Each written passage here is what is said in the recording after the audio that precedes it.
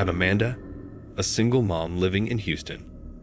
Life's been tough, trying to juggle work and raising my daughter on my own. Money's always tight, so when I realized I could sell my old laptop on Craigslist to make a little extra cash, it seemed like a good idea. Little did I know that decision would turn into the most terrifying experience of my life. I posted the ad, and within an hour, I got a response from someone named Derek. He seemed normal enough at first, saying he was interested in buying the laptop for his niece. But then he mentioned he couldn't leave his house because of an injury and asked if I could meet him at my place instead. Something about it felt off, but he sounded desperate, and I needed the money. He even offered to pay extra for the trouble. Against my better judgment, I agreed. I figured it would be quick, and I'd have my daughter in the next room. What could go wrong? The next evening, Derek arrived. The second I opened the door, I felt a wave of unease. He was taller than I expected, with a greasy smile that didn't reach his eyes. His clothes were a little too neat, like he put extra effort into looking harmless. But it wasn't just his appearance. It was the way he looked at me, like he knew more than he should. "Nice place," he said, stepping inside before I could even invite him in. My instincts screamed at me to end this, but I was frozen in place, trying to keep things polite.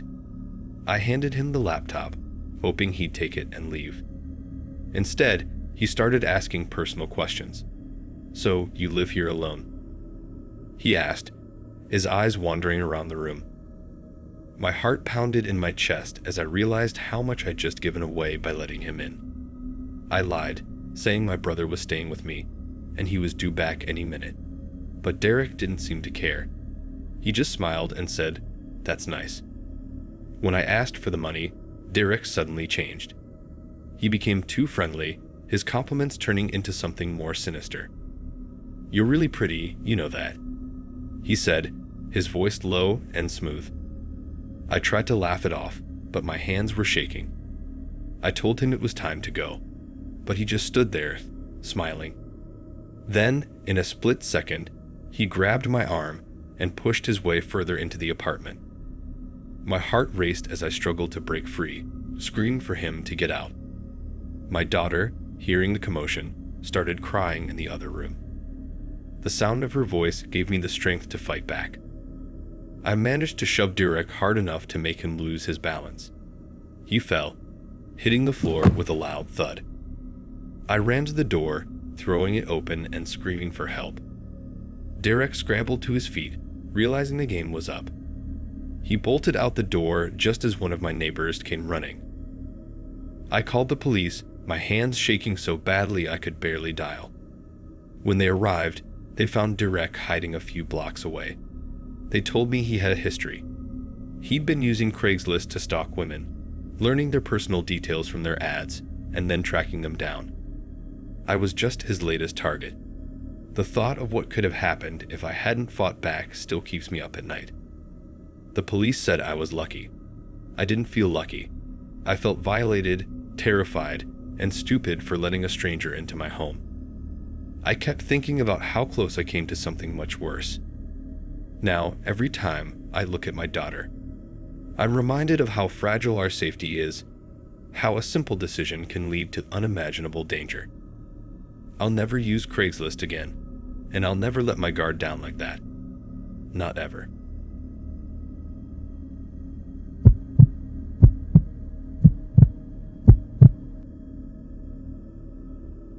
I was just a broke college student in Boston, looking for cheap furniture to fill my empty apartment. Craigslist seemed like the best option. I stumbled across a listing that felt like a gold mine, an entire set of furniture for a ridiculously low price. The seller, Greg, had posted some decent photos and provided a vague description, but the deal was too good to pass up.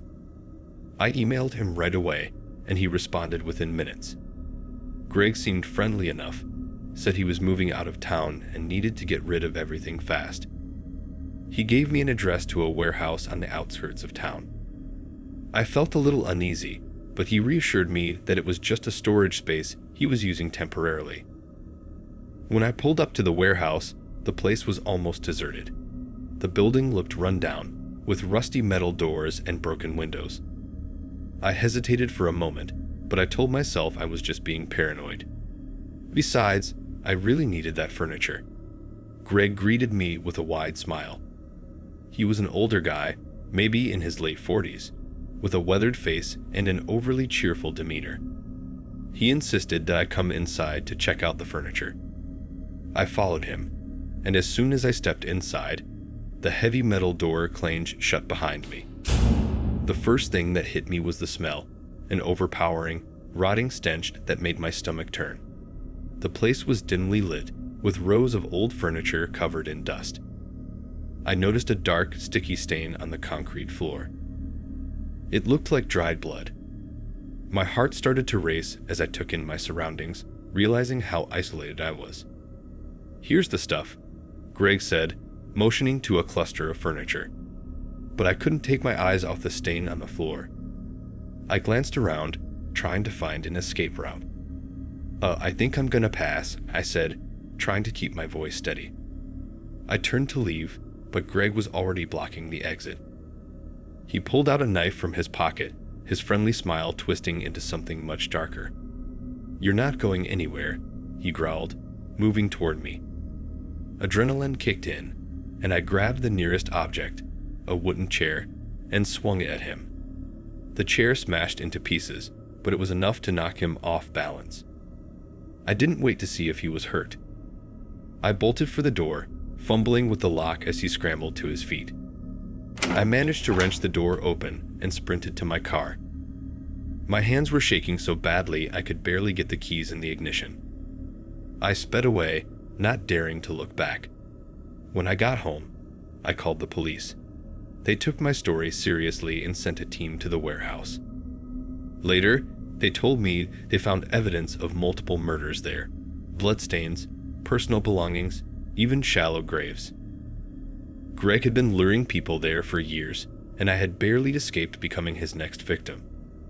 The thought still haunts me. I replay that day over and over in my head, thinking about how close I came to being just another name on the news.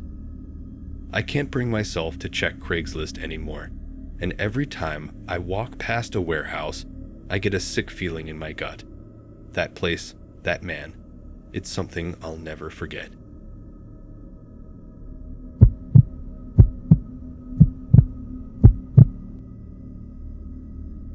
I'm Liam, a high school teacher in Chicago, and music has always been my escape. So, when I found a Craigslist ad for a free piano, I jumped at the chance.